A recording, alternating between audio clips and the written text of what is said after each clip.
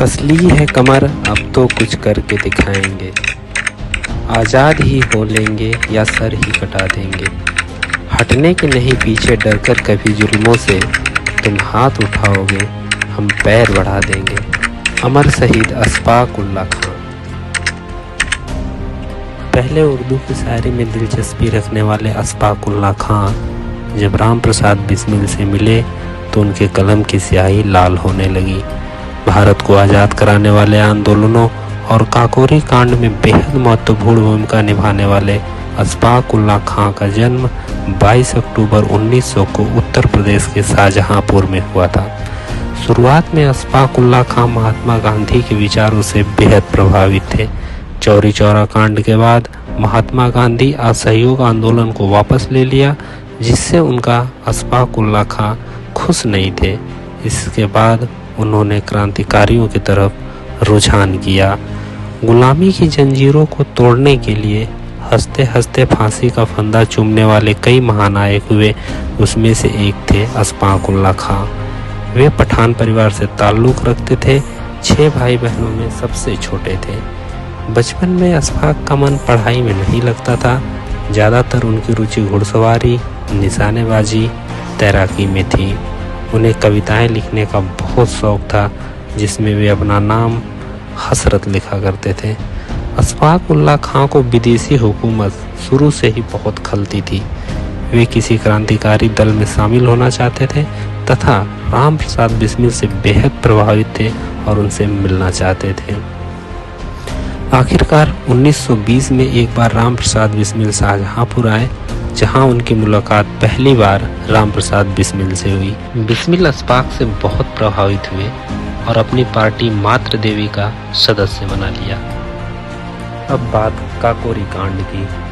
9 अगस्त 1925 को ऐतिहासिक काकोरी कांड को अंजाम देने में अशफाक उल्लाह खां ने बेहद अहम भूमिका निभाई।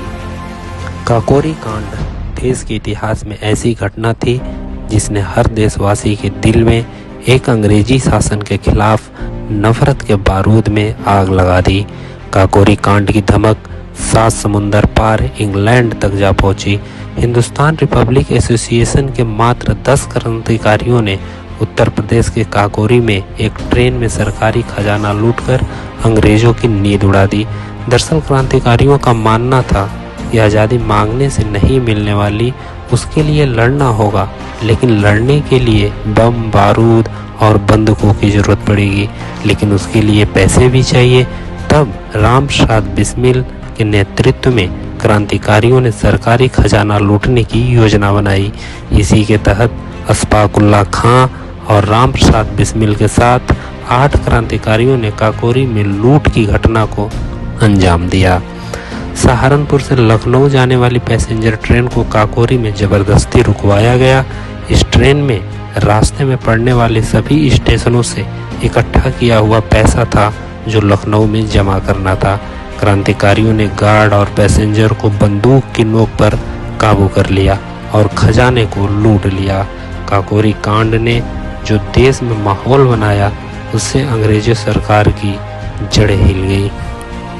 इसमें गिरफ्तार शामिल बहुत से लोगों को गिरफ्तार कर लिया गया, लेकिन अशफाक पुलिस की आंखों में धूल झोंककर भागने में कामयाब हो गए। पहले वे नेपाल गए, कुछ दिन वहां रहकर कानपुर आ गए। उसके बाद बनारस होते बिहार के डाल्टनगंज गए, जहां उन्होंने भेष बदलकर कुछ दिनों तक नौकरी की। लेकिन फिर राज खुल जाने के बाद वे ट्रेन पकड़कर दिल्ली चले आए, जहां वे अपने शाहजहांपुर के एक पुराने मित्र के घर रुके। लेकिन किसी भेदिये द्वारा जानकारी बता देने के बाद उन्हें गिरफ्तार कर लिया गया और गिरफ्तार करने के बाद उन्हें फैजाबाद जेल भेजा गया। जेल में उन्हें कई तरह की यातनाएं दी गई और सरकारी गवाह बनाने की कोशिश की गई, लेकिन अंग्रेजों की सारी कोशिशें नाकाम रहीं। तमाम अपीलों और दलीलों के बाद उन्हें फांसी की सज़ा सुनाई गई। उनकी फांसी की सज़ा की तारीख 2 बार टलने के बाद आखिरकार 19 दिसंबर 1927 को अशफाक उल्लाह खां फांसी के तख्ते पर खड़े हो गए। उनके आखिरी शब्द कुछ इस प्रकार थे: मेरे हाथ इंसानी खून से कभी नहीं रंगे, मेरे ऊपर जो इल्ज़ाम लगाया गया वो गलत है। खुदा के यहाँ मेरा इंसाफ होगा।